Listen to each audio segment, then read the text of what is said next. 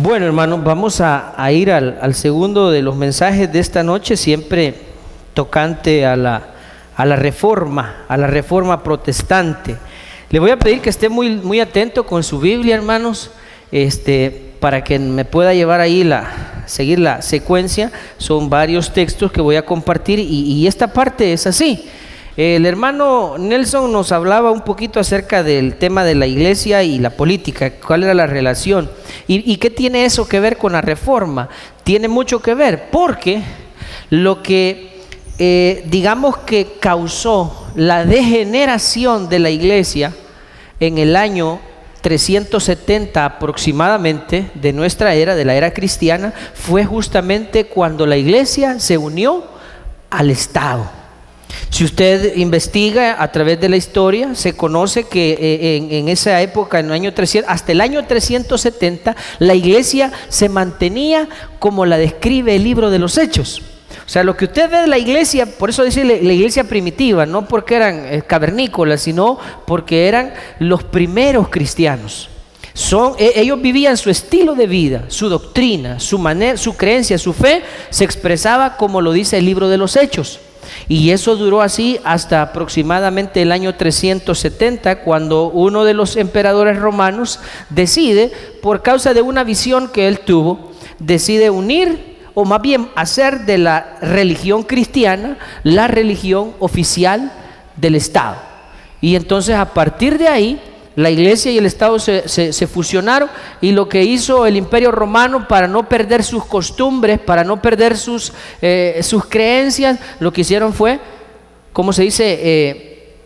Unir, fusionar todas las tradiciones y todas las creencias de los romanos, que eran más la influencia de los griegos, con sus dioses, Zeus y ¿cómo se llama la otra? Diana y otros dioses, convertirlos como parte de los íconos cristianos. Y entonces llamaron a Zeus Pedro, y a Diana la llamaron María, y así fueron agregando cada uno, y de donde surge, ahí es donde originalmente surge la iglesia católica, apostólica y romana, ¿verdad? Y eso dio, hermano, lo que usted y yo conocemos, ¿verdad? Las horrendas cosas, y no es que estemos con el ánimo de criticar, sino más bien con el ánimo de informar a la iglesia. ¿Por qué nosotros nos consideramos protestantes? ¿Por qué decimos ser una iglesia reformada? Quiero mencionarle que en nuestra misión,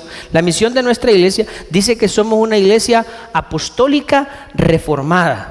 Alguien me preguntó, hermano, ¿y apostólica por qué? Por dos razones. Una, porque nosotros como iglesia somos el resultado de la gran comisión que fue dada a los apóstoles. ¿Sí? A los apóstoles les fue dada la tarea de ir y hacer discípulos a todas las naciones del mundo, y nosotros somos parte de esa misión de los apóstoles. Entonces somos apostólica porque somos parte de esa comisión que Dios les dio a ellos. Somos el resultado de esa comisión, por un lado, y somos apostólica también porque fuimos fundamentados con la doctrina de los apóstoles. Es decir, lo que los apóstoles le enseñaron a la iglesia, que son todo lo que conocemos como el Nuevo Testamento, esa es la doctrina que también nosotros ahora abrazamos, lo que consideramos como nuestra norma de fe, las escrituras, ¿verdad? No solo el Antiguo Testamento ni solo el Nuevo, sino todas en conjunto. Entonces, por eso somos una iglesia apostólica. Y también podemos decir que somos una iglesia apostólica porque creemos en los 5 ministerios, entre los cuales está el de los apóstoles. Porque algunos creen, mire, apostólica, dicen, o sea que ya el hermano Alfredo ya se cree apóstol. No tiene nada que ver, ¿verdad? Lo explicamos claramente para que ustedes... ¿Y por qué dicen ustedes que son una iglesia? Porque somos parte de la misión de los apóstoles dada en el primer siglo. Porque estamos fundamentados en la doctrina de los apóstoles, y porque creemos en los 5 ministerios, entre los cuales se encuentra el de los apóstoles. Por eso somos una iglesia y reformada, porque nuestra doctrina es reformada por lo que ya el hermano Nelson mencionó, es decir, los cambios que produjo ese movimiento de personas como Martín Lutero, Juan Calvino, Ulrico Zwinglio y otros personajes más que se unieron que la reforma no duró un día o unos años. El proceso de la reforma llevó varios años. De hecho, comenzó a mediados del siglo XV y terminó, más bien, y fue completada a mediados del siglo XVI. Para ser exactos, hermano, porque es la fecha por la que hoy celebramos la reforma, porque fue un 31 de octubre de 1517 cuando Martín Lutero fue a una catedral en Alemania, la catedral de Wittenberg, y ahí pegó él lo que se conoce como las 95 tesis de Lutero. ¿Qué son las 95 tesis? Lutero, después de leer exhaustivamente la Biblia y de conocer cuál era la postura de la Iglesia Católica en ese tiempo, él empezó a enumerar una serie de tesis, dicen ellos, como conclusiones. Decía, Lutero decía: ¿cómo es posible que ustedes pueden estar vendiendo indulgencias si la Biblia dice que somos salvos por gracia, por medio de la fe? Entonces empezó a enumerar una serie de conclusiones, 95 para ser exactos, y esas fueron como la protesta contra la forma doctrinal y de gobierno de la iglesia de ese entonces. A partir de ahí empieza una separación, no solamente de religiosos, sino de estados, de reinos completos empezaron a separarse de la Iglesia Católica. Esto propició una serie de movimientos, no solo en el ámbito espiritual y en el ámbito religioso, sino también en el ámbito social y político, porque hubo guerras a causa de la reforma, aunque usted no lo crea. Hubo guerras a causa de esto. Pero el resultado fue que la iglesia fue reformada. Ya vamos a ver por qué reformada. Quiero que me acompañen, por favor, en su Biblia al libro de los Hechos, capítulo 3, versículos del 19 al 21, por favor, mis hermanos. Libro de los Hechos, capítulo 3, versículos del 19 al 21. Y me dice amén si lo tiene listo. Dice ahí: así que arrepentíos, dice el Señor, y convertíos, para que sean borrados vuestros pecados, para que vengan de la presencia del Señor tiempos de refrigerio. Y después que vengan los tiempos de refrigerio, dice, y Él envíe a Jesucristo, que os fue antes anunciado, a quien de cierto es necesario que el cielo reciba. O sea, después que Jesús murió y resucitó, ahora Él ascendió a los cielos, y es necesario que el cielo reciba. ¿Hasta cuándo, hermanos? Hasta los tiempos de la restauración de todas las cosas, de que habló Dios por boca de sus santos profetas, que han sido desde tiempo antiguo. Es decir, que Dios tiene contemplado que nuestro Señor Jesucristo va a permanecer en los cielos hasta que todas las cosas hayan sido restauradas. Así dice la Escritura, amén. Ya vamos a ver de qué está hablando. Oramos en este momento. Padre, te pedimos en esta noche que hables a nuestra vida, que hables a nuestro espíritu, que hables a nuestro intelecto también, Señor, que nos permitas comprender tu palabra, Señor, y esas verdades fundamentales que tú has dejado en las Escrituras, Señor, como nuestra norma de fe y de vida, la norma que dirige a tu iglesia, a tu cuerpo, Señor. Te suplico en el nombre de Jesús que, Señor, en esta noche nos despojes de todo prejuicio, que nos despojes también de todo aquello que pueda estorbar, Señor, o que pueda impedir que tu palabra haya cabida en nosotros. Ilumínanos para entender tu palabra, Señor. Espíritu de Dios, ayúdanos a atesorarla, y que todas estas cosas sirvan para fundamentar nuestra fe, Señor, para darnos una fe sólida, una fe inamovible, una fe que nada ni nadie pueda mover, Señor, y que nosotros así podamos permanecer firmes, como dice tu palabra, hasta tu regreso. Porque solo el que persevere hasta el final, como lo dice tu palabra, este será salvo, Señor. Gracias te damos, Padre, por hablar en nuestras vidas, por edificarnos, y gracias por la vida de hombres como Martín Lutero, Señor, y los otros reformadores, otros personajes, Señor, a quienes tú moviste, inquietaste para poder llevar a cabo estos cambios y estas restauraciones, Señor. Gracias, papito lindo. Te bendecimos y te damos a ti toda la gloria y la honra. En el nombre de Jesús, amén y amén. Ok, la palabra reforma es sinónimo de restaurar, porque reforma significa volver como al principio. Eso es reformar, volver como al principio. Entonces, por eso es que se le llama reforma, porque de lo que se trataba es que la iglesia recuperara su forma original, la cual había perdido a causa de su vínculo con el Estado, con la tradición romana, con el imperio romano, para ser exacto. Ellos se deformaron al unirse. Pasaron 14 siglos en los que la iglesia se fue deformando a tal punto, imagínense usted, un detalle, nada más un detalle.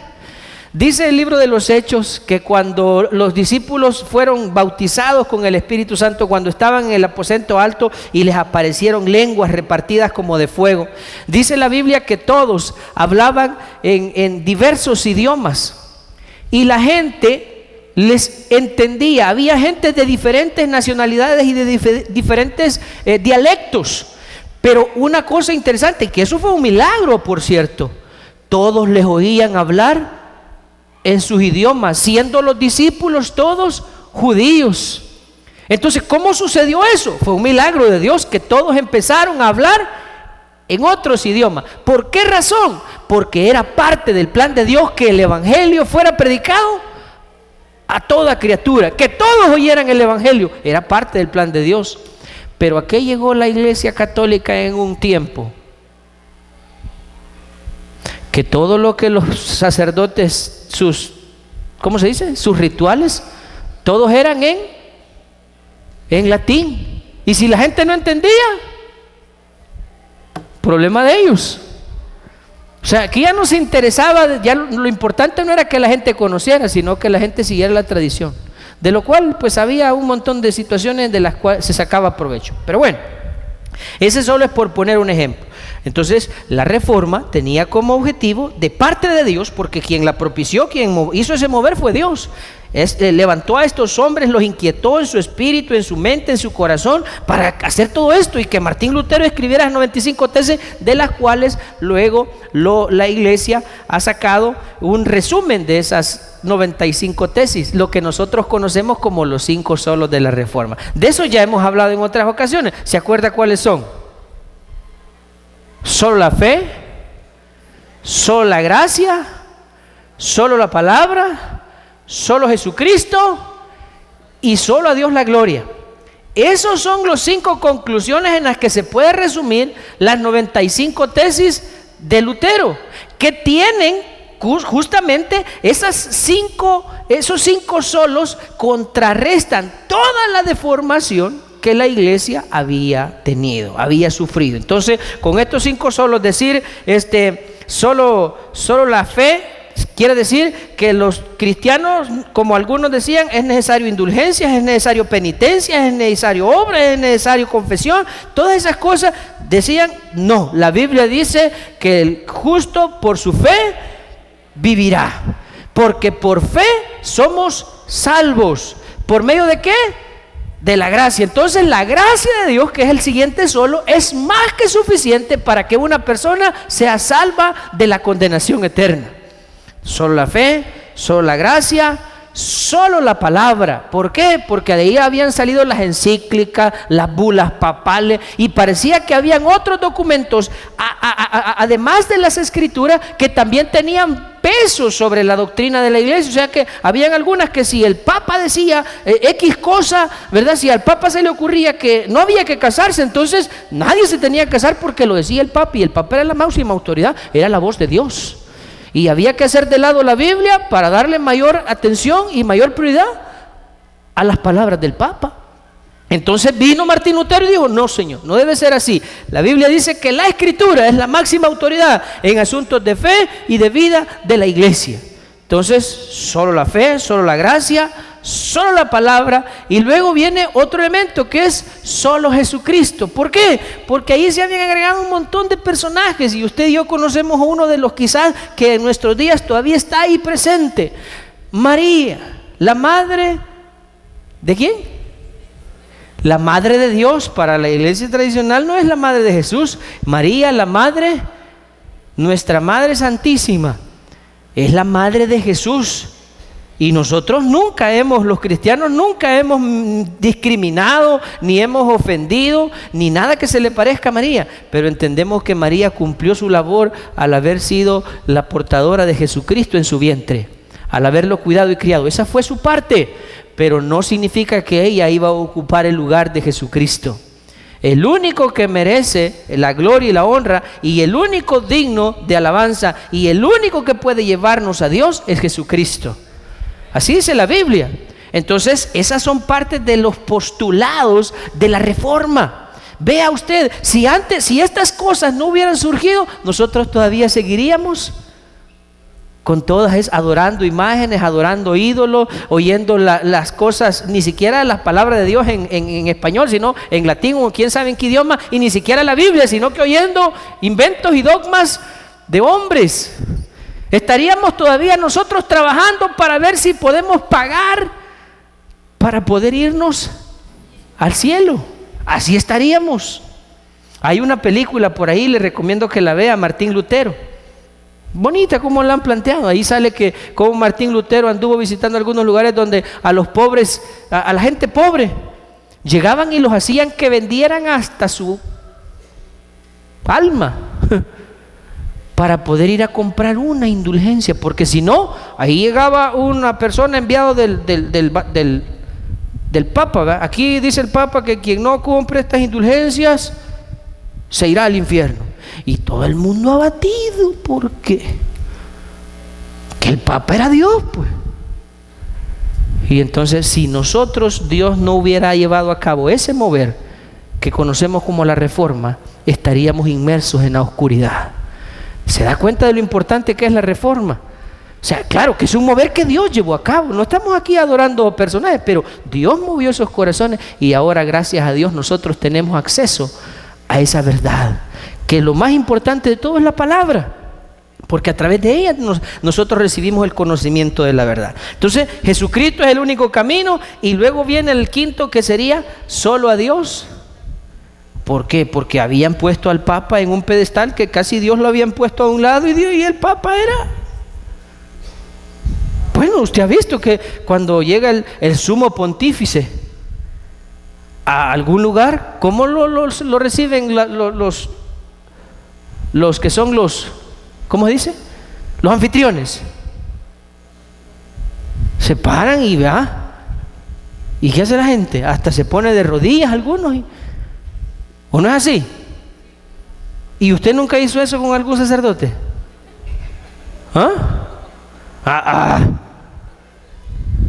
Pero no era así el volado. Así era. ¿Por qué? Porque así nos habían enseñado. Y ya vamos a ver qué dice la Biblia de eso. Porque yo tengo, acerca de esas cosas, es que yo tengo que hablarles esta noche. Entonces, dice el pasaje del versículo 21, que Jesucristo va a estar retenido allá en el cielo, después de que vino a la tierra y resucitó y ascendió. Él estará allá esperando hasta la restauración, y parte de eso fue la reforma. Dios está restaurando su iglesia. Ahora, quiero decirle que el que eso haya ocurrido no significa que ya todo está hecho.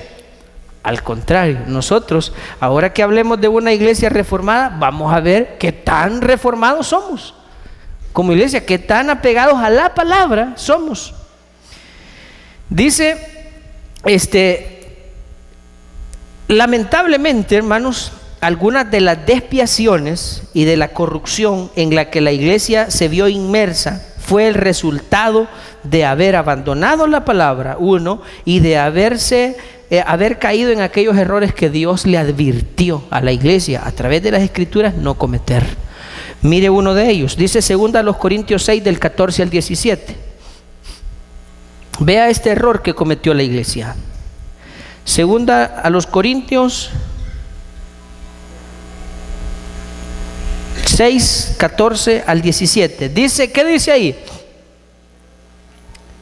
Léalo conmigo. ¿Cómo dice? No os unáis en yugo desigual con los incrédulos, porque pregunta el Señor, ¿qué compañerismo tiene la justicia con la injusticia? ¿Y qué comunión la luz con las tinieblas? ¿Y qué compañerismo o qué concordia Cristo con Belial o con el diablo? ¿Y qué parte el creyente con el incrédulo? ¿Y qué acuerdo hay entre el templo de Dios y los ídolos? O sea, de una serie de preguntas. Ahora, ¿no es eso justamente lo que la iglesia primitiva obvió al unirse con el imperio? Dios dijo: no os unáis en yugo desigual con los incrédulos. Y se unieron. ¿Cuál fue el resultado? La iglesia se vio corrompida. Primer error, ¿verdad? Entonces dice ahí: porque vosotros sois el templo del Dios viviente. Como Dios dijo: habitaré entre ellos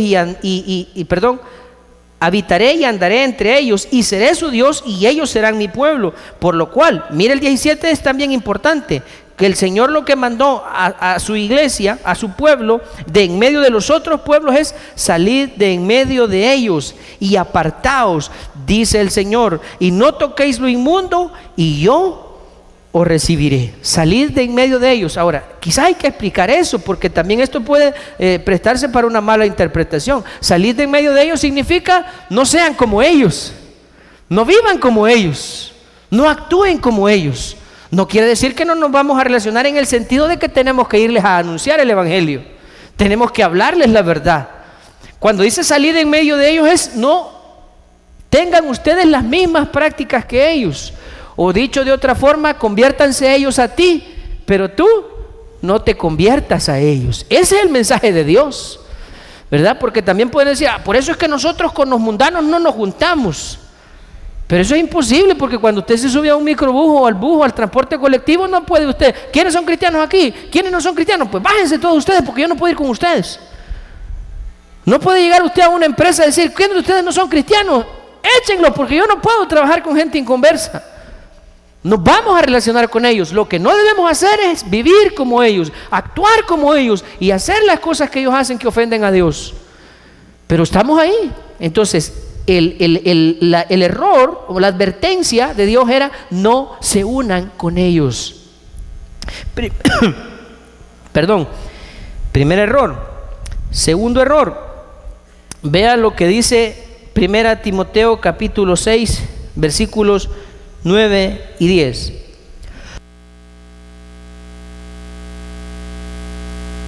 Timoteo capítulo 6, versículos 9 y 10. Este fue otro de los errores que cometió la iglesia en aquel entonces. Dice: porque los que quieren enriquecerse caen en tentación y lazo. ¿Y en qué otras cosas, hermanos? Y en muchas codicias que son necias y dañosas, y ojo, que hunden a los hombres. ¿En qué, hermanos? ¿Qué era lo que la iglesia? ¿Por qué es que Martín Lutero se pronunció? ¿Qué fue el detonante, lo que ofendió a Martín Lutero, que provocó que él empezara a hacer ese estudio y hacer esas tesis, a formular esas tesis acerca de la iglesia católica? Ahí históricamente se conoce que hay una cosa: lo que a él le ofendió fue la venta de indulgencias. La iglesia católica quería construir, como dijo Nelson, la famosa basílica de San Pedro, y para recaudar fondos lo que hicieron fue salir a vender indulgencias, como que yo me quisiera ir a Europa, vaya, y empezar a decirle a todos ustedes: hermanos, he recibido una revelación y una unción especial de Dios. En estos días Dios me ha visitado, hermanos. Estaba yo orando por largas horas, hermanos, y tuve una unción, hermanos. Y en ese momento yo fui y me bañé y recolecté todo el agua con la que me bañé, hermanos. Y hermanos, esa agua tiene una unción poderosa para echar fuera demonios, para sanar enfermedades. Y si usted, hermano, tiene problemas económicos, compre una botellita de esta agua, hermana, y póngala ahí donde pone el dinero, hermano. Y va a ver cómo empiezan sus negocios y vengo yo y le doy esa gran terapia. Y usted que no conoce nada de la Biblia, que es un ignorante que solo anda viendo a ver cómo sale de sus agüites, de enfermedades, de apuros económicos, de problemas familiares, y que mire que si usted tiene una novia y cree que lo va a dejar, úntele un poquito de esta agua y le aseguro que ya no lo deja nunca más. Y el agua de los 1000 milagros. Y vengo yo y les digo: hermanos, esta agua Dios me la ha dado con autoridad, y me dijo: reparte esta agua, porque todo el que tenga contacto con esta agua con la que te bañaste. Entonces, bueno, no, aunque usted no lo crea, hay un montón de gente que cree este tipo de mentiras. Por favor, no esté riendo, porque hay iglesias a las que la gente va a pagar por estas cosas. Rosas ungidas, aceite ungidos, pañuelos ungidos y un montón de cosas ungidas, ¿no es cierto? Hay un montón de gente que va detrás de estas mentiras. Entonces, ¿podría yo venir y hacer mi negocito, ¿verdad? Y míreme, en diciembre, hermanos, el Señor me ha mandado a que lleve esta unción alrededor del mundo, hermanos. Así es que oren por mí, porque mañana salgo a Europa. Y la gran terapia, ¿me entiende? Pero hubo alguien a quien Dios le reveló y le dijo: no, hombre, eso no puede ser así, hombre. Eso no es bíblico, eso no es de Dios. Entonces fue justamente los reformadores los que protestaron. Por eso se llama protestante. Le dicen protestante porque fue una protesta con lo que en ese entonces era la iglesia. Y gloria a Dios por la reforma protestante. Un 31 de octubre. Martín Lutero pegó esas tesis, ¿verdad? Entonces, ¿cuál fue otra de las causantes de esto? El amor al dinero. El cual, codiciando a algunos, dice, que hunde a los hombres en destrucción y perdición. Ahí se perdió la iglesia. Y aún hoy en nuestros días debemos reconocer que hay muchos individuos que, movidos por el amor al dinero, se pierden. Lastimosamente pierden de vista cuál es el blanco, que es Cristo, por amor al dinero. Dice luego en el versículo 10: porque raíz de todos los males es el amor al dinero. Y vuelve a repetir el punto: el cual, codiciando a algunos, ¿qué hicieron? ¿Y qué es lo que le pasó a la iglesia primitiva en el año 370 en adelante? Se extraviaron de la fe. ¿Qué es lo que Dios hizo ya en el siglo XVI, en 1517? Dios estaba restaurando las cosas, restaurando la iglesia. ¿Cómo? Al principio. ¿Por qué? Porque se habían extraviado de la fe y fueron traspasados de muchos dolores. Entonces, esas son dos de las cosas, dos de los errores que la iglesia cometió. Uno fue unirse con los incrédulos, y dos, el amor al dinero, en el que cayeron algunos de los que en ese tiempo ya eran sus líderes, sus principales, y se extraviaron de la fe y se fueron por un camino de perdición. Ahora, ¿cuáles son entonces, si ese fue el error, qué es lo que propició y cuáles son las características de una iglesia reformada? En primer lugar, hermano, y eso es lo que a mí me encanta hacer, decir, compartir, que somos una iglesia sumamente bíblica. ¿Por qué bíblica? Porque todo lo que nosotros le venimos a decir, todo está sustentado en las Escrituras. Usted aquí no viene a oír el Evangelio según San Alfredo, ¿verdad que no? Mire, le voy a decir algo, y le voy a decir, por cierto, mañana por la noche, a las 6, vamos a hablar de por qué una iglesia puede ser tan perseguida. Voy a llamarlo así, perseguida. Puede ser tan señalada. Porque una iglesia es tan apedreada, si lo quiere ver así. ¿Cuáles son las causas de que una iglesia sea el blanco de tantas críticas? Mire, no sé usted, pero esta congregación, de plano que le avientan de todo. ¿O no? ¿A usted nunca le han dicho, y vos a dónde vas? No, hombre. Y le empiezan a decir, ¿no? ¿Nunca le han dicho algo así? ¿Ah? ¿De qué no nos acusan? La última, me cuenta un hermano que se lo encontró X persona y le dijo: ya me contaron que vos estás yendo allá abajo, le dijo, porque nosotros somos los de allá abajo. No sé cómo es eso de allá abajo, ¿eh? Ya me contaron que estás yendo allá abajo. Y le dijo el hermano: sí, yo allá abajo voy, le dijo. ¿Verdad?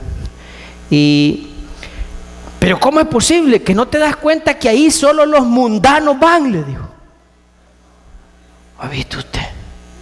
Ya Dios, este tipo, que ya sabe que todos ustedes y yo somos, ya conoce nuestros corazones, él se cree de plano súper elevadísimo, que nos considera a nosotros como gente insignificante. Entonces, cuando le dijo el hermano: mire, yo voy allí porque me gusta que predican la palabra.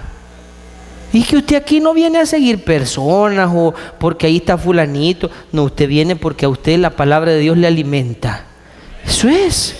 Y esa debe de ser la razón por la que usted y yo estamos aquí, porque aquí el Señor nos está dando el alimento espiritual para que por él crezcamos para salvación. Así dice la palabra. Ya les voy a mostrar lo que dice acerca de eso. Somos una iglesia eminentemente bíblica. Y una iglesia reformada, esa es una de sus características, que enseña la palabra. Una iglesia que fundamenta a las personas no en dogmas, no en tradiciones, no en filosofía, ni en ninguna, sino en la palabra, en las escrituras. Para que su fe, como dice la carta a los Corintios, no esté fundada en la sabiduría de los hombres, sino en el temor de Dios. Vea lo que dice 2 Timoteo 3:16. 2 Timoteo 3:16. ¿Lo tiene? Déjeme que yo lo busque, que yo lo perdí de por aquí. 2 Timoteo, aquí está. Dice: toda la escritura es, ¿quién la inspiró? Dios. La escribieron hombres, pero el autor de la escritura es Dios. Él es el que la redactó, Él es el que la inspiró, Él la dictó. Toda la escritura es inspirada por Dios. ¿Y para qué es útil? Para enseñar, para redarguir, para corregir, para instruir en justicia. ¿Para qué? A fin de que el hombre de Dios sea perfecto, enteramente preparado. Por lo que decía el hermano Nelson, ¿cuál es la misión de la iglesia? La misión de la iglesia es de proveer ciudadanos modelos para la sociedad, personas honestas, honradas, personas responsables, respetuosas, buenos padres, buenos hijos, buenos esposos, buenas esposas, buenos trabajadores, buenos jefes. Todo es el trabajo. Pero ¿cómo hace eso la iglesia? Con la palabra, porque dice que toda la escritura es útil para todo eso, a fin de que el hombre de Dios sea perfecto, enteramente, integralmente preparado para toda buena obra. Por eso, hermanos, nosotros con mucha satisfacción decimos: esta es una iglesia reformada. ¿Por qué? Porque estamos fundamentados en la palabra. Aquí no venimos a sacar libritos a la par, aquí no hay atalayas, ni el libro de José Smith, ni nada de eso. Aquí lo que la Biblia dice, esa es nuestra norma. Dice además, en Primera de Pedro, capítulo 1, versículo 23. Dios mío. Primera de Pedro 1. Hoy sí desearía que fuera vigilia, mire. Dice: siendo renacidos, no de simiente corruptible, sino de incorruptible. ¿Y por qué renacimos?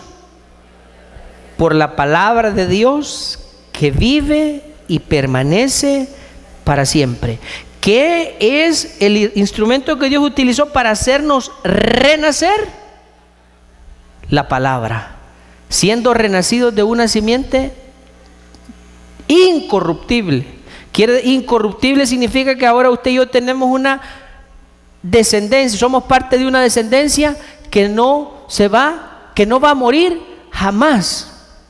Somos parte de una familia que trasciende en el tiempo, porque usted y yo, desde que volvimos a nacer, por eso es renacer, volver a nacer, desde que volvimos a nacer, a partir de ahí usted y yo tenemos vida eterna. Por eso es que el que cree en Cristo, aunque esté muerto, vivirá, y todo aquel que vive y cree en Él no morirá eternamente. Así dice la Escritura, porque usted y yo fuimos renacidos. Ahora, ¿por qué renacimos? Por la palabra. No renacimos por terapias, ni filosofías, ni tradiciones. Volvimos a nacer por la palabra. Mire, yo sé que el mundo y nuestra cultura está plagada de mitos y leyendas. Y en días como hoy hay gente que le tiene miedo ¿a quién? Al diablo, a la ciguanaba, al cipitío, al cadejo, a la descarnada, al padre sin cabeza, a la carreta chillona, a la cuyancúa. ¿A quién más? ¿Quién? A todos esos, ¿verdad? ¿Verdad que sí? ¿Hoy le tiene miedo? Ya no existen. No, pero hay gente que le tiene miedo todavía. Ay, no, que hoy sale debajo de los amates, ahí se mece el diablo, el chupacabras. Y hay gente que hoy ven una película de terror, porque en este mes de octubre todos los canales pasan películas de terror. ¡Ay, no voy a dormir! ¡Ay, dormís conmigo ahora! ¡Ay! Mire, de verdad, yo no es que ¡ay, qué bárbaro, hermano! Pero lo cierto es que nunca he creído en eso.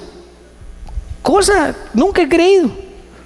Yo siempre he tenido miedo de los vivos. Sí, yo siempre he tenido miedo de los vivos, pues.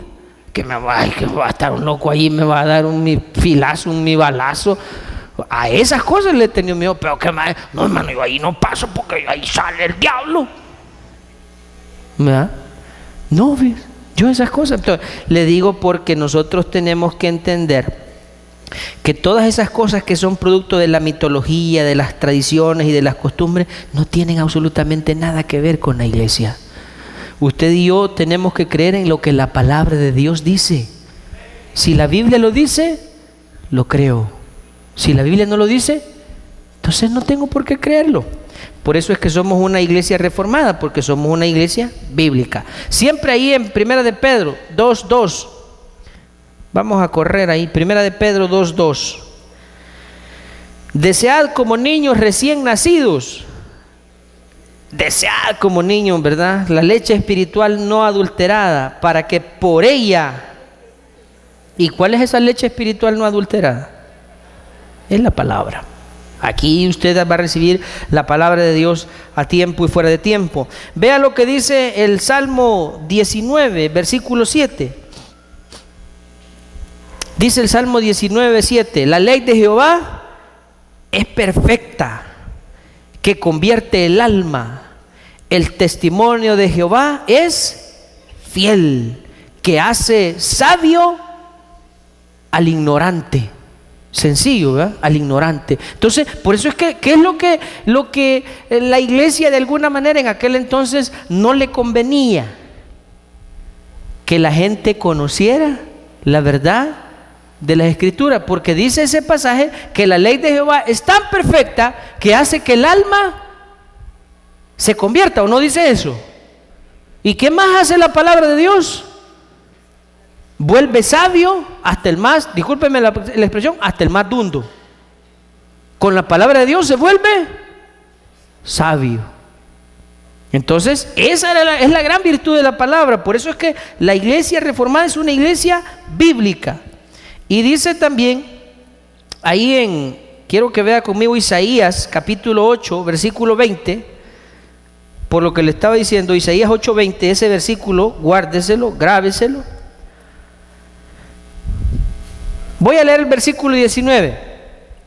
Cuando Dios estaba exhortando, enseñándole a su pueblo a que tuviera cuidado con lo que otros les dijeran, con costumbres, con tradiciones, les dice el verso 19: y si os dijeren, preguntad a los encantadores y a los adivinos, como ir a consultar a los hechiceros, ¿verdad?, a los brujos, y preguntaran, ¿qué susurran hablando? Responded, ¿no consultará el pueblo a su Dios? ¿Consultará a los muertos por los vivos? Y dice el Señor la respuesta, ¿a qué, hermanos? A la ley y al testimonio. Y si no dijeren conforme a esto, es porque no les ha... O sea, si alguien viene a decirnos algo que no está en la palabra de Dios, entonces no tenemos por qué creerle, ni por qué obedecerle, ni por qué hacer lo que otros dicen. Si no está en la Biblia, no lo tengo que creer. Esa es una iglesia que es bíblica. Ahora, además de que es una iglesia bíblica, Una iglesia que se dirige y gobierna sus asuntos por la ley de Dios, por las enseñanzas de Dios, no las tradiciones de los hombres, también es una iglesia aferrada a la fe y a la gracia. Nosotros, la iglesia, debe rechazar la autojusticia o la justificación por obras, que es lo que hemos venido enseñando. Vea lo que dice Efesios capítulo 2, versículos 8 y 9. Rechazar, una iglesia reformada es una iglesia aferrada a la fe y a la gracia, que rechaza la autojusticia o la justificación por obras. Dice Efesios 2, 8 y 9. Ahí está en pantalla, miren. ¿Cómo dice? Porque por gracia. ¿Y qué significa que por gracia? Mano Omar, ¿qué significa por gracia? ¿Qué es? Gratis. Nadie puede decirle a Dios: yo te pagué por mi salvación. No, nadie. ¿Cómo no, Señor? ¿No te fijaste que yo llevé una vida recta? Sí, llevaste una vida recta porque eso es lo que yo te mandé que hicieras, pero no porque yo te iba a dar a cambio de tu vida recta tu salvación. De hecho, la salvación yo te la he regalado, diría el Señor, porque la salvación es por gracia. Y si es por gracia, dice Romanos, entonces ya no es por obras, para que nadie se gloríe. Porque si la salvación fuera por obras, entonces podría alguien llegar delante de la presencia de Dios y decirle: Señor, quiero decirte que yo no tuve necesidad de Jesucristo ni de su sacrificio, porque yo llevé una vida tan recta y tan buena que me gané el derecho a entrar al reino de Dios. Y entonces Dios diría: este sí tiene de qué jactarse, ¿verdad? O de qué gloriarse. Pero Dios dice que no hay justo ni aún. Todos somos pecadores y por ende no hay quien pueda ganarse por obras el derecho a entrar al reino de Dios. Entonces es por gracia. Esa es otra cosa. Entonces la iglesia reformada rechaza la autojusticia, error en el que cayeron los judíos por un buen tiempo, que creían que porque ellos eran el pueblo escogido, porque ellos se apegaban a la ley y a los mandamientos, que por eso ellos se iban a ganar la entrada al reino de Dios. Dios les dice: no, porque no es por obras. La autojusticia en el plan de Dios no cabe. La justificación por obras no cabe, es por gracia, y debemos reconocer que es por gracia y por ende darle gracias a Dios. Y si es por gracia, dice: porque por gracia sois salvos por medio de la... ¿Y qué significa esto? Por medio de la fe, que es por creer en Jesucristo. Es por creer en Dios que Él nos da a nosotros el derecho de ser hijos suyos. Y dice que es por fe. Y aún esa fe, dice, y esto, o sea, la fe, no de vosotros, pues es un don. O sea que la fe necesaria para salvarse, ¿quién nos la da? O sea que ni eso es nuestro. O sea que entonces toda la obra salvífica es obra de ¿quién? Porque Él nos regala la salvación y nos da la fe que necesitamos para poder salvarnos. Entonces una iglesia reformada es una iglesia que enseña que nuestra salvación es por fe y por gracia, por la gracia de Dios. Esa es. Ahora, comparando lo que decíamos, ¿qué era lo que enseñaba la iglesia antes de la reforma? Que si alguien quería ir al cielo tenía que hacer buenas obras, y además de eso tenía que comprar indulgencias. Y si se le había muerto a alguien que no había hecho las cosas bien, había que irle a decir al sacerdote que por favor le hiciera unos cuantos rezos para sacar su ánima. ¿Cómo es? Las ánimas, ¿verdad? Del santo purgatorio. ¿De dónde se inventaron eso? Vaya usted a saber a qué loco se le ocurrió eso. Con tal de hacer, mire. Pues sí, pues. ¿Qué tal que yo cobrara por cabo de año? Mire, hermano, por cada rezo después de muerto, ¿cuántas veces le rezan después de muerto? 9, ¿verdad? No se hagan. Si ustedes antes ahí andaban detrás tamaleando todos los rezos, no se perdían uno. Ya se podían cada chibolita, ¿verdad? ¿Cuántas? No se haga. Ahora, ¿cómo era eso? Pues no eran 9 días que había que estar yendo después que se moría el individuo. 1, 2, 3. ¿Y qué tal que yo fuera después que me algún? Va, hermano, tengo que ir a hacer 9 cultos. Y cada culto son $10. Mire, cada muerto serían 90 bolitas. Alivianado estuviera yo, deseando que se murieran más. ¿Ah? Vea que sería una gran estafa. Pero nosotros creemos que la salvación es por gracia de Dios, por medio de la fe, y eso enseñamos. No es por obras, no es por indulgencias, no es por obra de hombres. Por eso rechazamos la autojusticia, rechazamos la justificación por obras y reconocemos que el único que nos puede salvar es Jesucristo. Dice, viene en la tercera parte, porque me voy a dar prisa. A las 8 terminamos, hermano. El único que nos puede salvar, el único que nos puede llevar a Dios es Jesucristo, que es otra de las cosas que una iglesia reformada afirma. Una iglesia reformada anuncia que el único que nos puede llevar a Dios es Jesucristo. No es cosa que los testigos de Jehová digan. ¿Sabía usted eso? Los testigos de Jehová niegan la divinidad de Cristo. Ellos dicen que fue un gran profeta, que fue un hombre de Dios. Y en el caso de los católicos le dan más énfasis a: es María, nuestra madre, que intercede por nosotros allá en el cielo. Bueno, hay un montón de santos que pueden, a los que le piden, más que a Jesucristo. Pero dice Hechos 4, versículos 11 y 12. Hechos 4, 11 y 12. Estamos hablando de las características de una iglesia reformada. Y juzgue usted si nosotros somos o no una iglesia reformada.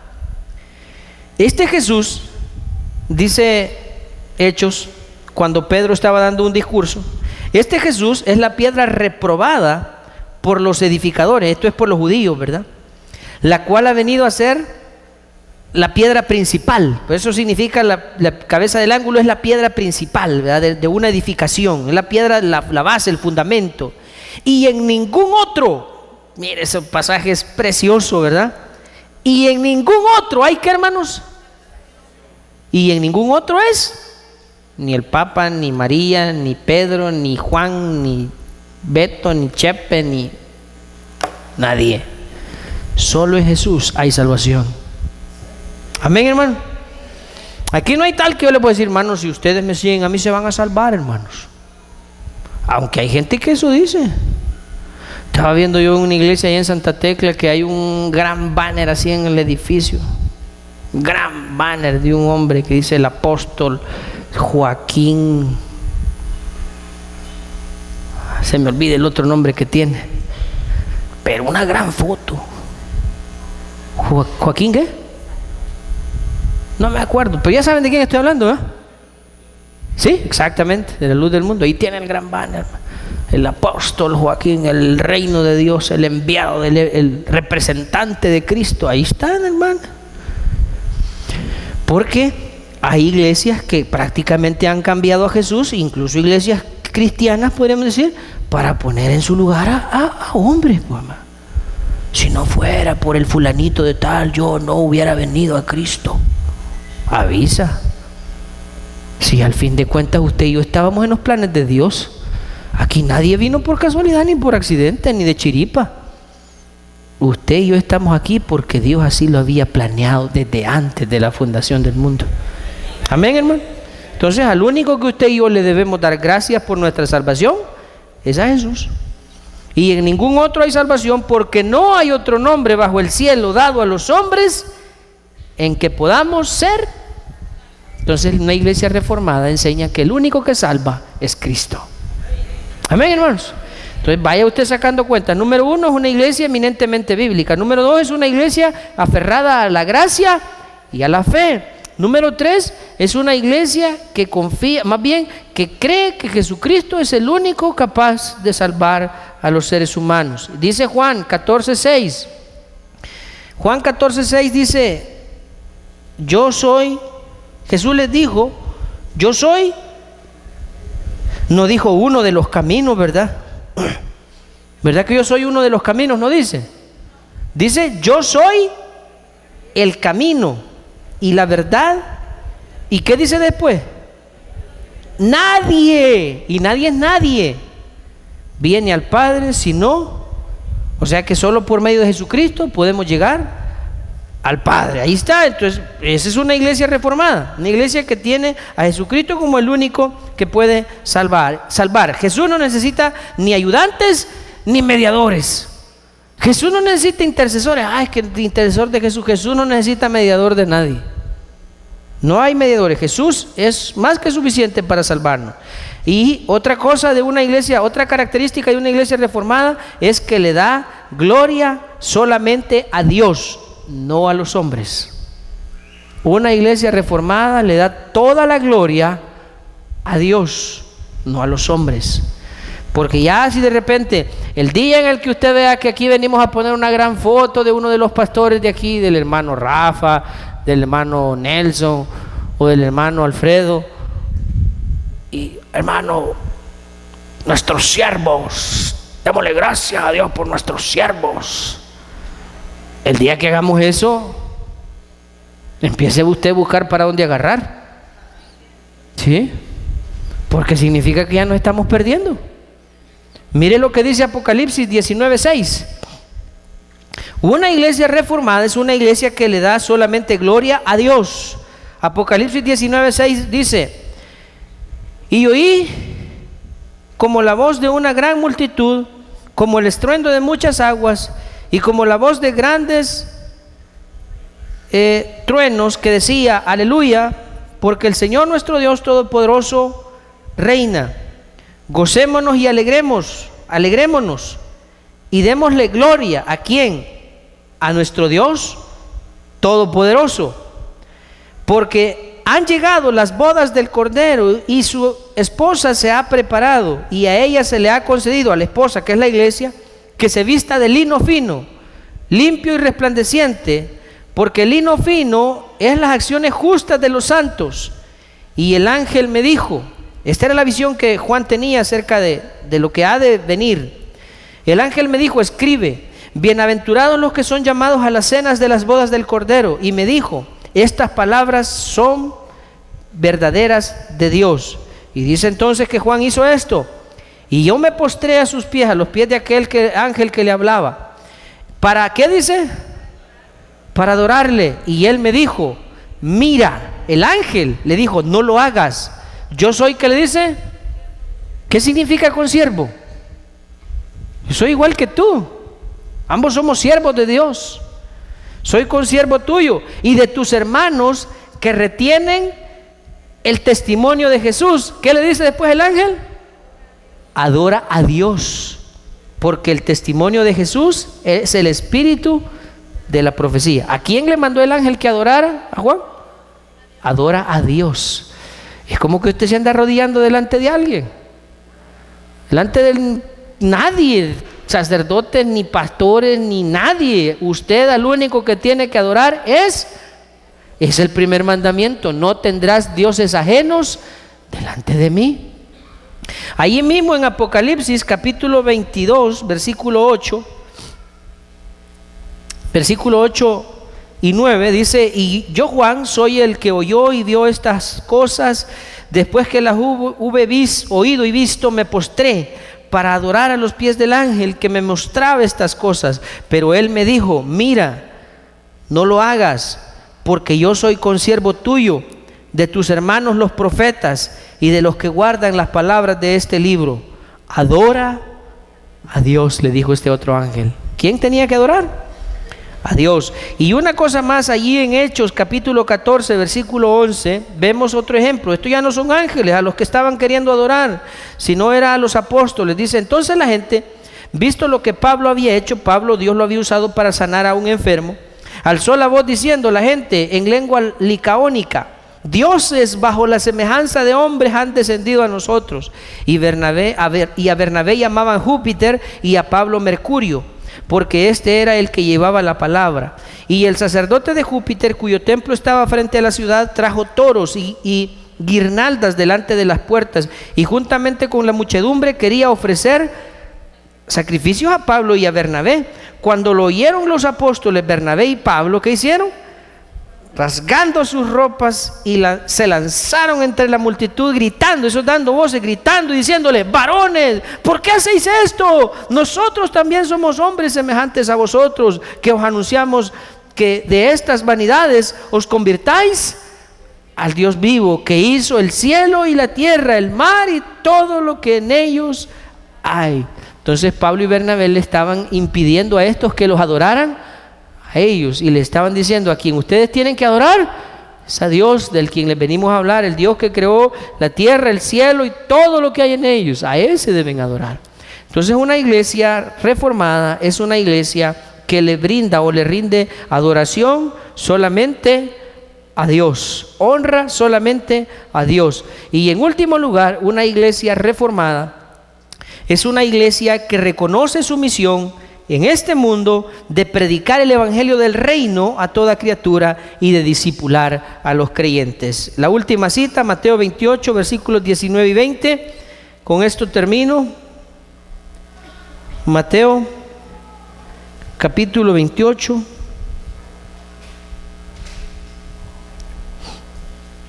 Dice: por tanto, id y haced discípulos a todas las naciones. ¿Qué nos manda el Señor a hacer? Ir a ser discípulos, bautizándolos en el nombre del Padre, del Hijo y del Espíritu Santo, enseñándoles que guarden todas las cosas que yo os he mandado, y aquí yo estoy con vosotros todos los días hasta el fin del mundo. Amén. Ahora, solo que aquí las cosas cambian. Ya aquí no es lo que la iglesia... Bueno, nosotros enseñamos esto, la otra parte es que ustedes lo hagan. Porque una iglesia reformada debería hacer esto. ¿Qué, hermano? Predicar a todas criaturas y discipular a los que creen. Eso es una iglesia reformada. Una iglesia que reconoce su misión en la tierra. ¿Para qué está aquí? Estamos aquí para establecer el reino de Dios. A eso dice que nos mandó el Señor, a predicar el evangelio del reino. Ahora, yo quiero terminar con esto, hermano. Partiendo de estas características de una iglesia reformada, ¿seremos nosotros una iglesia reformada? ¿Qué cree usted? ¿Somos bíblicos? ¿Creemos que la salvación es por fe y por gracia? ¿Creemos que solo Jesucristo es el único que nos puede salvar? ¿Sí? ¿Le damos solo a Dios la gloria de todo? ¿Sí?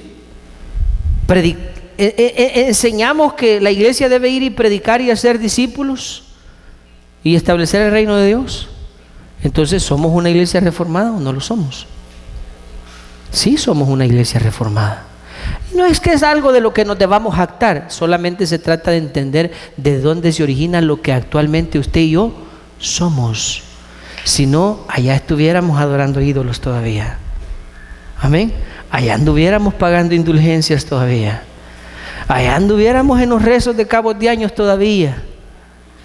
En todas esas cosas andaríamos, si el Señor, por su misericordia, no hubiera llevado a cabo este tipo de movimientos que son la reforma protestante, ¿verdad? No todo el tiempo se habla de esto, porque ahora hablamos de la doctrina, hablamos de la verdad, hablamos de la palabra, pero Dios fue el que hizo esto a partir del siglo XVI. Para ser exactos, el 31 de octubre de 1517 fue que Martín Lutero fue a pegar esas tesis. Por eso es que este día nosotros celebramos 498 años de que Dios comenzó este mover. Y mire cuánta bendición el que a usted y a mí ahora podamos tener acceso a la verdad.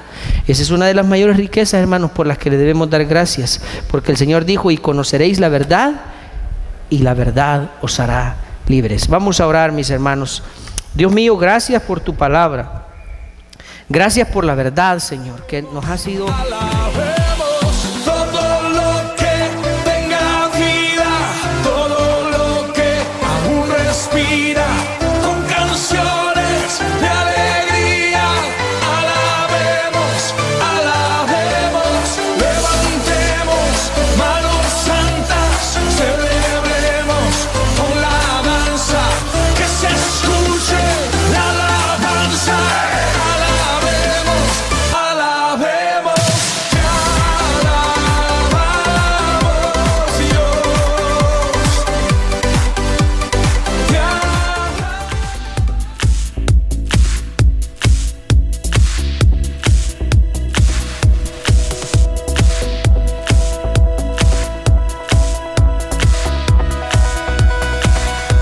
Roto estaba mi corazón, pero tu mano me rescató.